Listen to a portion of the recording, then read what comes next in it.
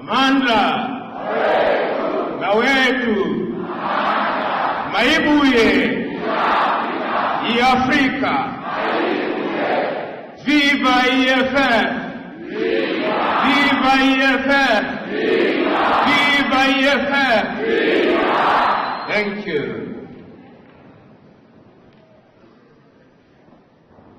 Ten years ago, the economic freedom fighters became a movement in this part of the world. 10 years ago, our leaders, led by the President and the Commander-in-Chief, Julius Malema, sat down and determined that South Africa must take a different direction. 10 years ago, he put together many great young men and women who now bestride the South African political terrain like the fabled Colossus, organized in different formations, headed by the commissars who are here present, whom I salute, supported by the fighters on the ground whom I salute, because in the last 10 years, you've done a great job. In the days when you started, there were those who doubted, those who assumed that you are just but a flickering flame which would disappear, but you've refused to disappear. 10 years ago, there are those who thought that you are a passing cloud, you've refused to pass. 10 years ago, there are those who thought that you are mere irritation. You have continued to irritate as you must. 10 years ago, South Africa did not know who you are. Today, they recognize who you are. I am happy to be in this land in the Cape, which as a young man I was taught was the Cape of Good Hope. And I have no doubt that there is good hope today, and we shall talk about that Cape of Good Hope. I am here and happy to be in the land of great Africans, some of whom are alive and some of whom are long gone. It is not lost on me that this is the land that produced people like Pixley Kaisa Kaseme, whom we never talk about as often as we should.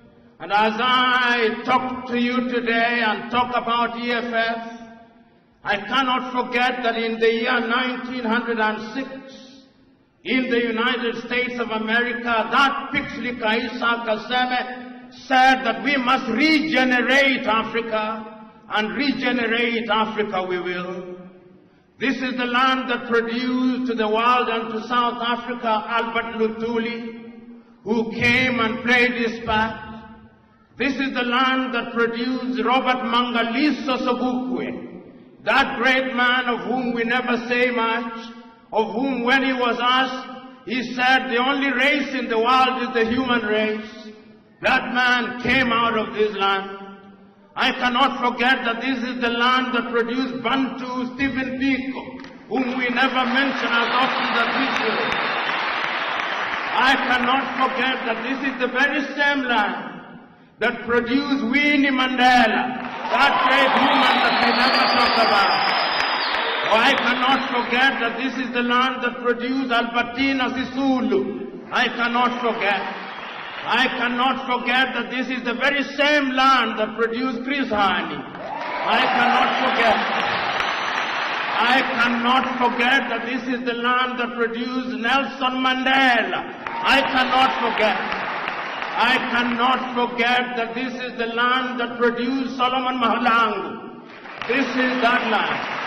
I cannot forget that this is the very same land that produced Tiro Ngopot. I cannot forget.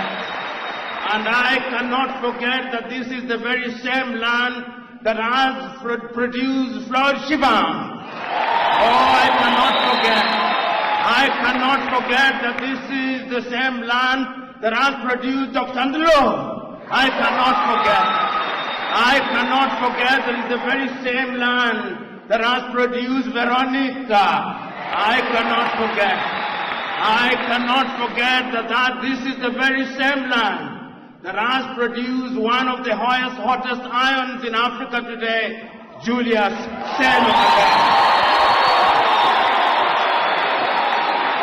So today, as we are gathered here today, we must ask ourselves, and what is the state of our continent? What is the state of Pan-Africanism? I remember so very vividly in this land, in this South Africa, in this land where one of the greatest crimes ever committed by man was unleashed, the crime of apartheid. In this land, there came men who, in their misguided view, took the view that the black man was the child of a lesser God. They introduced one of the most egregious crimes ever known to man. They committed crimes of man's inhumanity to man. For many years, this land suffered under the yoke of apartheid. But you are not alone. Before that, the African was subjected to slavery. Our kith and kin were taken away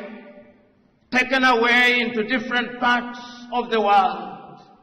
They were taken away to Europe. They built Europe. They were taken away to the United States of America. They built the United States of America. They were taken away to the Caribbean. They built the Caribbean. Then after slavery had lost its luster and attraction, they pretended to ban slavery.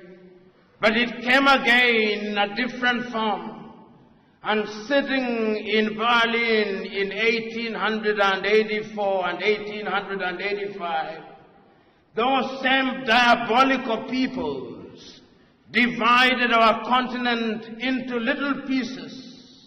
They came here. The Dutch were here. They went to what is now Namibia. The Germans were here. They went to Angola and Mozambique and Guinea-Bissau and Cabo Verde. The Portuguese were here. They came to Nyasaland. They came to what was then Rhodesia and Zambia. And they went to Kenya and Uganda and Ghana and Nigeria and Sierra Leone.